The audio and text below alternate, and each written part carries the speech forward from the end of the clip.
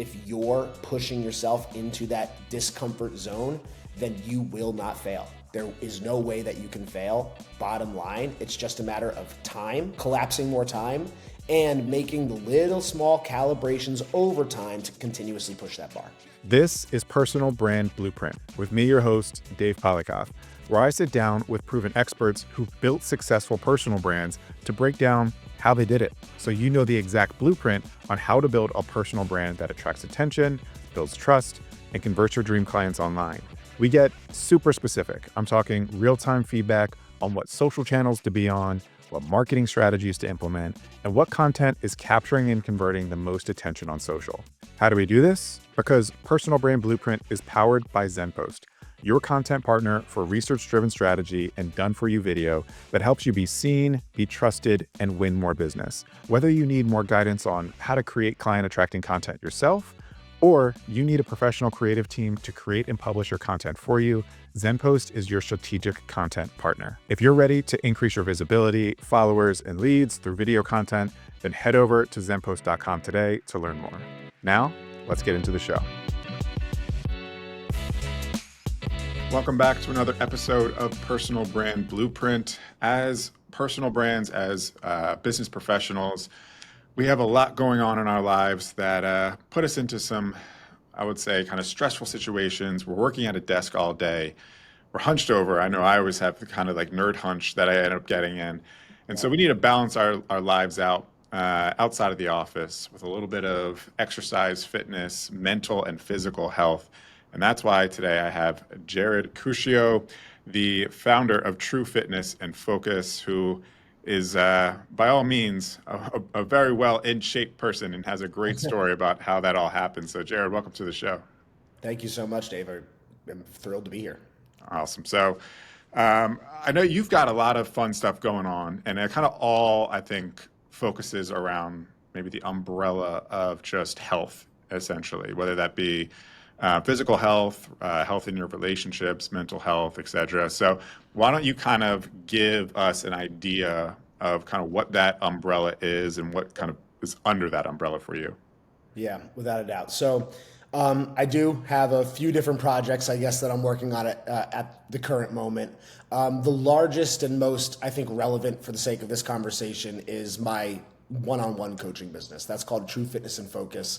And the way I frame that is I help men build muscle, build a winning mindset, and then help, I think, more clearly understand what their life mission is and then create an action plan in the direction of that ultimate goal that they have for themselves.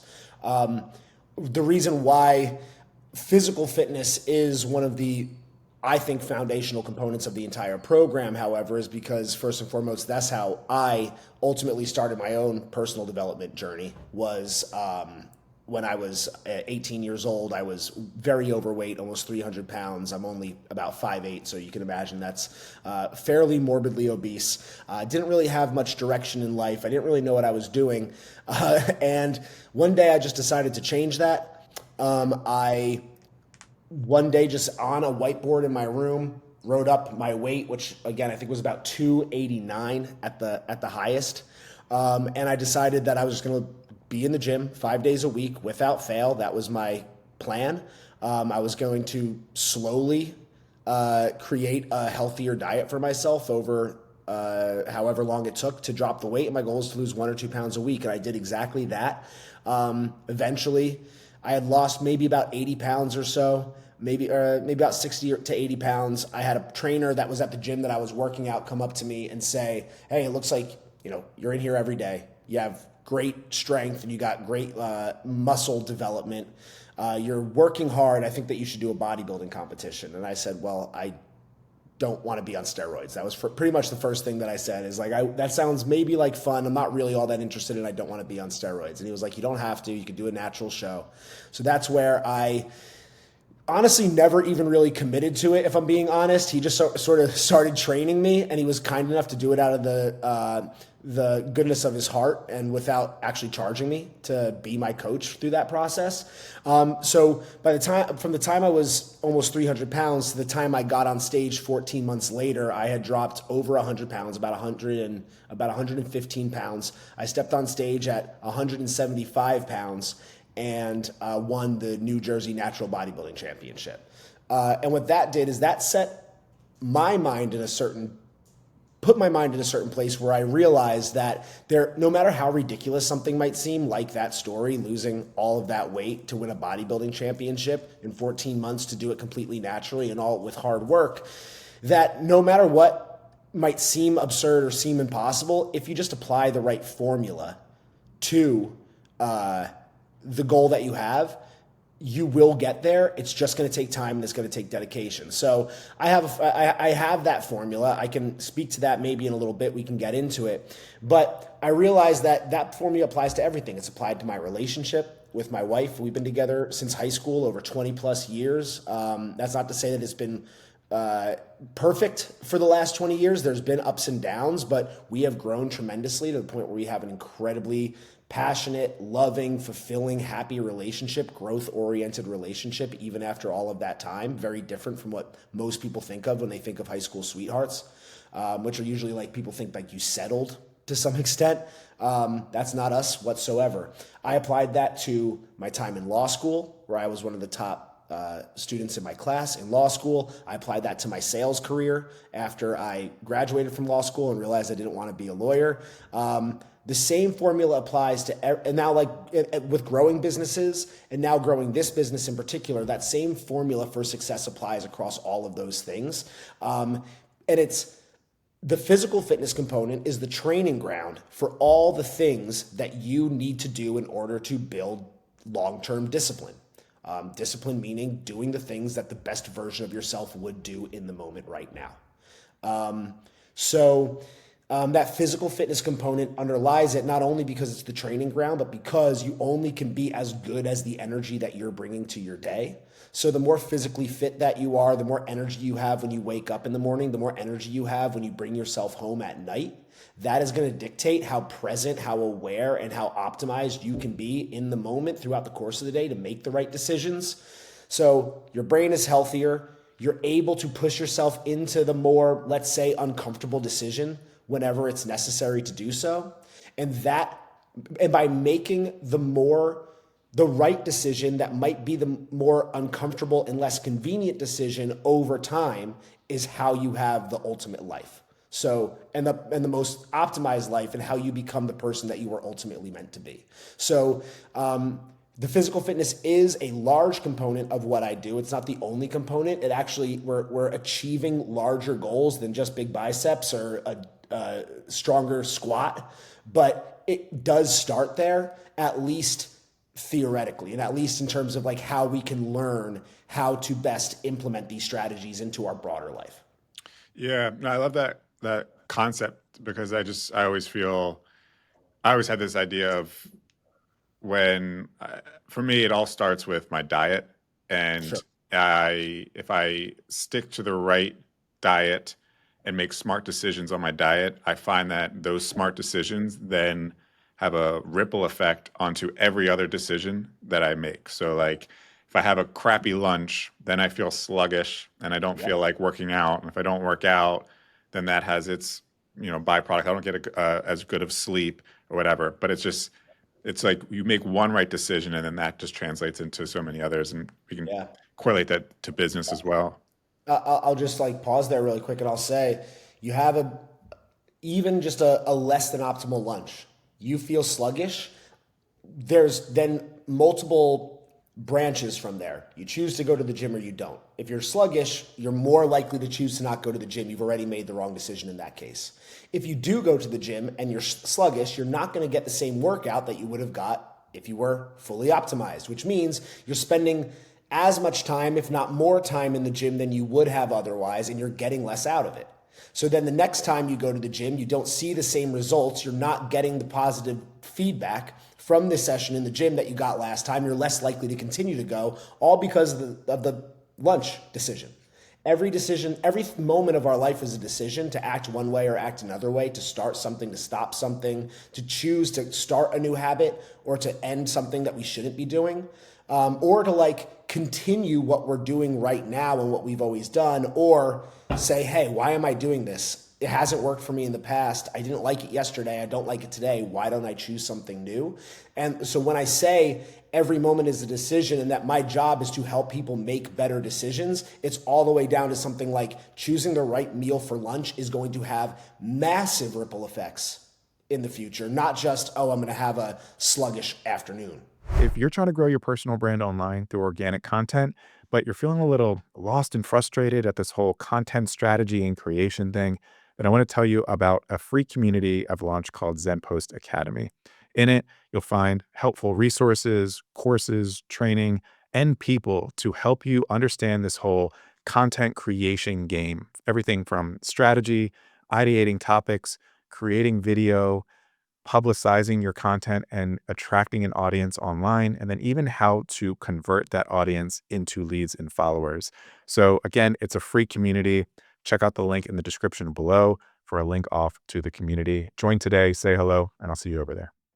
And yeah, I usually find too when it's it's kind of a self-fulfilling cycle as well, just because if you feel sluggish, then you don't work out. Then because you don't work out, you don't get those like endorphins, so you don't feel as happy. And when I know for at least me, when I don't feel happy, I want to eat junk food so that I can like feel the dopamine hit of having junk food, and then that just spirals on itself, you know? Yep, exactly. Yeah. No doubt. So you mentioned in there you kind of have this formula that has followed you throughout your life. Yep. Let's talk about what exactly is part of that formula. Sure. So it's a 5-stage formula that I have applied to everything that I've done that's allowed me to be successful. So if we're going to start with the 5, the first is going to be have a plan. So most people kind of like walk into the gym, let's say. I use the gym as an example for most things, again, because it's sort of like the analogy that plays no matter what. So you walk into the gym, if you don't have a plan, you're just going to sort of like do whatever You're just going to sort of do whatever feels right in the moment. And that's probably going to be the thing that's the easiest, the thing that you know, the thing that's not going to push you into discomfort at all. And it's going to be like, well, if you don't know that you're going to walk in and do let's say 3 sets of squats, then even if you do step up to the squat rack, you're going to throw whatever weight feels right on it. You're going to get as many as you can without really pushing yourself. And then you might go, that 1 set was enough. I'm going to move on to the next thing now. So even if you have a bad plan, it's better than no plan at all, because at least you have something that you know that you have to stick to. And that plan is going to be adjusted over time, and it's going to be calibrated, and you're going to have to make some changes. But ultimately, having a plan is key number 1. Most people think that having a plan is the answer to everything. It is not. It is the easiest part of the entire process. But as long as you have a plan, you're at least starting off on the right foot. So that's number 1. Number 2. Well, I want to jump in there too, because as a person who is a recovering planner, I get very much stuck in the planning phase a lot because Yep. I'm a thinker, I'm a strategizer. I love ruminating, locking myself in a room and strategizing on that. Do you have any notes about like, okay, you want to plan, but don't get stuck at this stage? Outstanding question. Yes, most people are that way. Most people, the reason why they don't start is because there's so much information out there, podcasts, books, Instagram, whatever. It's overwhelming and it's hard to parse through all of it. And I have clients that will come to me and they'll say, let's look at my Whoop strap and what time of day should I be working out and what time should I be eating and it's like, dude, let's start with the lowest bar possible. You're overthinking this so much. Yes, that is what would fully make your life fully optimized in every single way. But let's start with just getting to the gym a couple times a week and not failing at that first, right? So let's cut out like the cookies that you're eating at night and get to the gym a few times a week. Let's just play there at that baseline until we're clearing that without fail over and over and over again. And eventually we'll get to your sleep score and your, all the other like fun stuff that like Andrew Huberman talks about that people love to nerd out on. All of that stuff is irrelevant until we can just clear a really low bar. So what I like to say is I am here to set the absolute like minimally viable standard for my clients and not go above that. We're just going to play there until it becomes so routine and so habitual that there's no chance of us lowering the bar. I like to play at the ceiling and stay there rather than set a really high bar and we're hitting it like 80, 70% of the time. I'm about commitment, and commitment is a 100% thing. It is not a 99% thing. It's not an 80% thing. It is binary. You are either committed or you're not. So let's find a plan that we can commit to and stick with it. I like that idea of kind of raising the bar so that there's the new standard. I think Yeah. what that's the consistency part that you're talking about in terms of like people are starting at the lowest possible bar and they feel like they need to, they say how to eat an elephant one bite at a time type of Yeah. thing. Well, it's like let's just raise the bar a little bit for a couple weeks so that that now becomes your baseline and you feel progress is being made. Yeah. Yes, I like that. And people want to do everything all at once because they think that it's going to get them the fastest results, and it's ultimately going to lead to the worst results because they're going to crash out. They're not going to be able to complete it. They're going to feel discouraged. They're going to feel guilty for all the stuff that they're not doing. And it's like that is not where growth comes from. Growth comes from doing the little things over and over and over again. So let's prove to ourselves over time that we can do those little things. And then as we're proving that, we're able to continuously raise the standard, raise it little by little, as opposed to throwing this huge, the kitchen sink approach, of course, I call it, throwing the kitchen sink at them, missing half of it, and then going like, oh well, we're halfway there, and like you're kind of scrapping it together as opposed to like being actually like intentional about how Right. we're proceeding with this. Cool. So what's number two? All right. So the plan is number one. Number two is executing at your fullest capacity in the moment right now. All right. I am huge on presence. I'm huge on meditation. I'm huge on focus. That's something that's incredibly important to me and to my overall philosophy, which we might have some time to again get into. And too many people spend time thinking about the past or thinking about the future. When they're at the gym, they're thinking about their work day that they just had, or all the emails that are piling up, or all the stuff that they have to do when they get home. And as a result, they're not present and they're not bringing the best version of themselves to the exercise that they're performing, like right there. So when I say executing in the moment, I don't mean this week, I don't mean today, I mean literally right now. When I'm here on this web conference speaking with you, Dave, I am here fully present in the moment. There is not another thing in the entire world that is distracting me. Not my phone going off, not the fly that's buzzing around my head. I'm aware of them, but they are not distracting me whatsoever. I am fully present with you because I'm bringing my fully optimized self to this moment right now. And in the gym, that's also what's critical. It's really easy to, once again, look back and go, oh, like I've been doing this for 2 weeks and I don't have six-pack abs yet, right? It's hard. It's easy to go, how can I get the fastest abs possible? What if I just do a 5-day fast? Versus just going, hey, abs come if we really want to do this the right way, it comes from consistency over time. So what should I be doing right now? Well, I should be eating right and I should be doing my sit-ups. As long as you're eating right and doing your sit-ups, and while you're doing your sit-ups, you're focusing on the very thing that you're supposed to be focusing on, which is curling your abs at the spine, then you're going to get abs. But if you're thinking about anything else, then you're not. So execution in the moment right now and bringing your full energy to the present is the second key. Yeah, reminds me of a couple of things. One is I have a good friend who once asked me in throughout your day or life, if you had 100% of time, how much do you spend thinking about the past, present, or future at any given time? And I think my breakdown would be probably the past, like 20%, the present, like 5%, and the future, 75%. Like I said, I'm a strategic type of person. Yeah. I'm always like, how Yep. can I be doing this thing that's going to set me up later on? And, meditation, as you mentioned, just being something I try to practice for that reason, because I'm just so future focused that I need, like, which again also ties into like inaction because you're always thinking in the Yeah. future and not what should I be doing right now. Let me show you something. I'm going to go grab something. Sure. So I'm a planner too. I'm a big planner.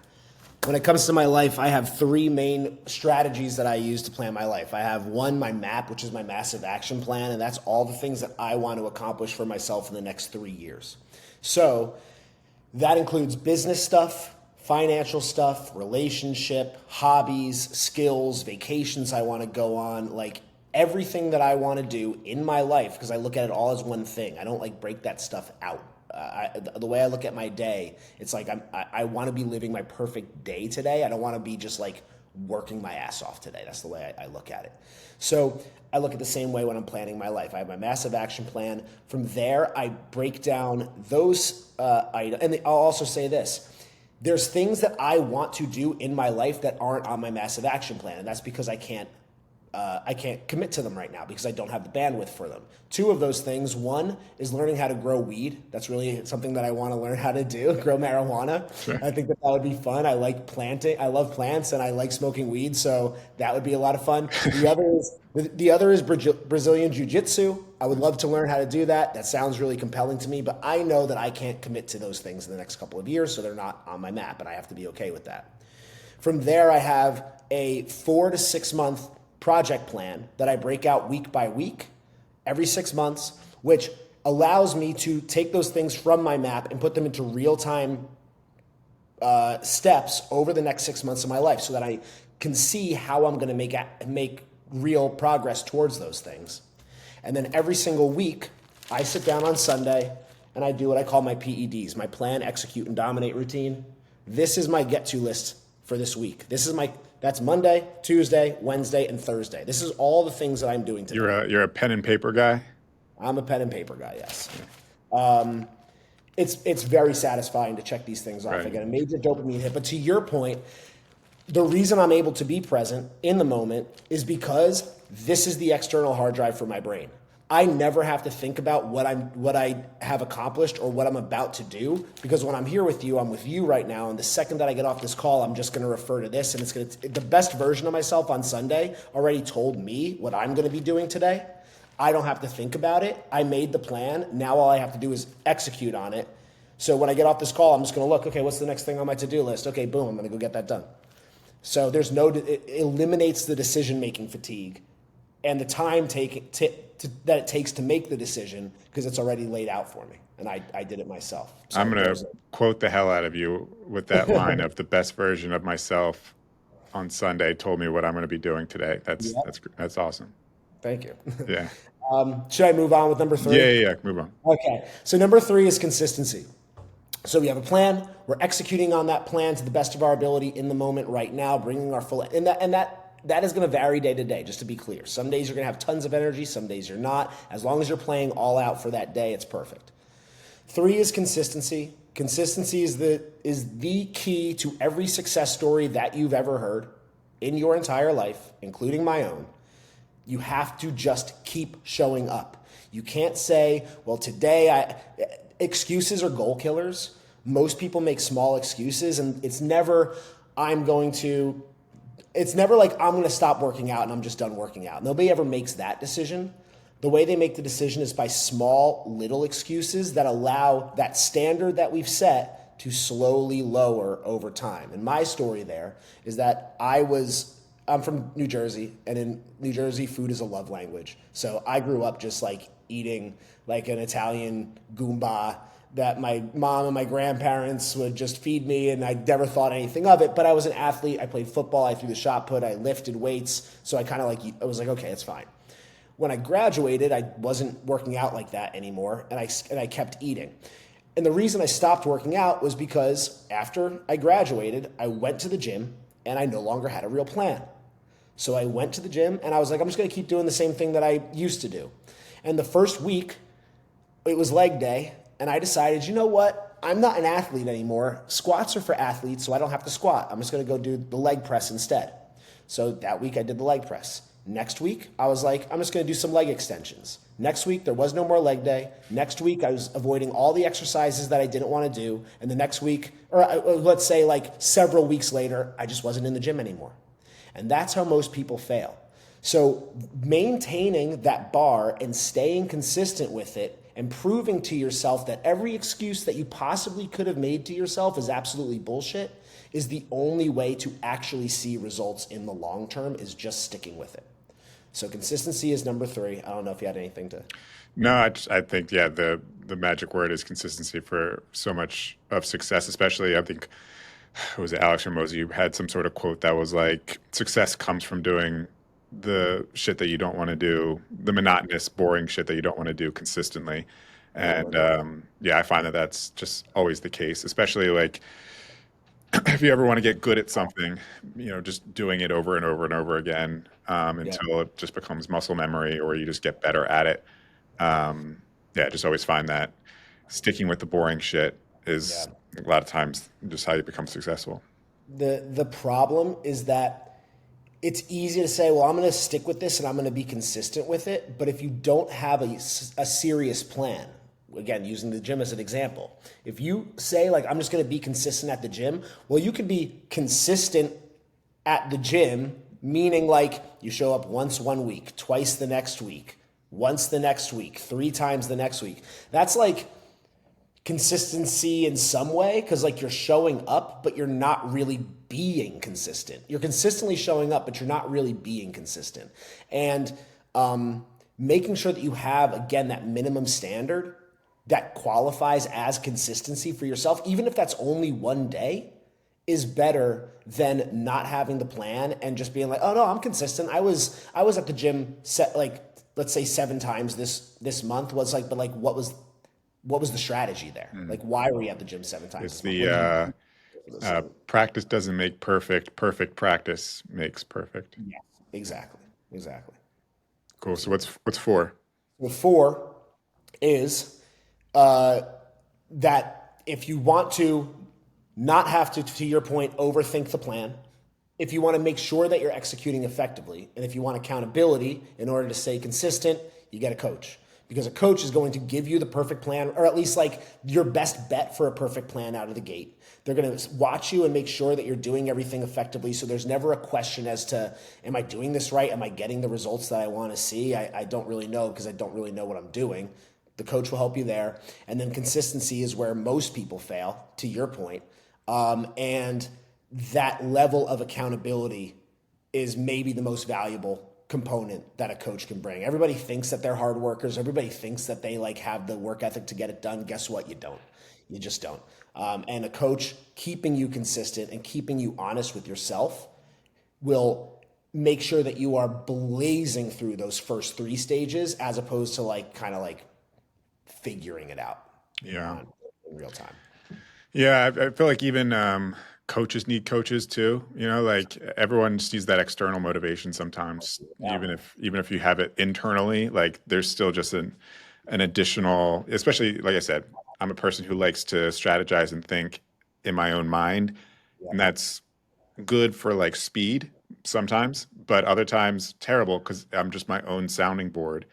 And besides me and my cat that I speak to, but then I don't get like that outsider's opinion or a different way of thinking or strategies that I haven't implemented before. So yeah, just coaching from a general is like just Sure. sparks something new. I have my crew. I refer to them as my inner circle. They're the people who, I mean, in my business and in my life in general, I am surrounded by a lot of people, a lot of like colleagues and associates and stuff. But it's really important to keep good friends nearby. And I would say the best thing, if not a coach, let's say you just don't trust a coach, you haven't found a good one, you don't want to pay for one, which is probably where most people stand, is they just don't simply want to pay for one, or you just like can't find the right one for you. Keeping a good circle of friends around you. You are the people that you surround yourself with, and if you're surrounding yourself with people who are good people, chances are they should be willing, especially if you ask them, to hold you accountable to the things that you say you're going to do. So I have my inner circle, or I'm able to bet, my wife being the preeminent I would say, leader of my inner circle, where if I have thoughts, ideas, etc., I bounce it off of them. When I say I'm going to do something, I make sure that they know, so that now I am on the hook for actually, not that I wouldn't follow through with it on my own, but I know that when I tell my couple of best friends and my wife that I'm going to do something, they know that I'm going to follow through with it, and they're going to be checking in on me to see how it's going. So I would say, like, keeping a really good circle of close friends that you trust it's not as good as a coach, but it's the next best thing. Yeah, love that. Is that the core four right there? That's the four. And then the fifth is leaning into discomfort. Everything that you ever want to accomplish exists outside of your comfort zone. And the more that you could push yourself consistently outside of your comfort zone, the faster you're going to grow. So that goes for with a plan, choosing a more aggressive plan and sticking consistent with it versus something that's just going to be easy and that you can, like, just knock out the park, no problem. That would be pushing yourself with the intensity level that you're bringing to the gym, and challenging yourself with new weights and new movements and keeping your form really steady. Doubling down on that consistency, just consistently being uncomfortable and pushing yourself to that limit is where your goals lie. And if you can, again, have a plan, execute, stay consistent, have somebody there to help you along the way, and to your point, like, be a sounding board at a minimum.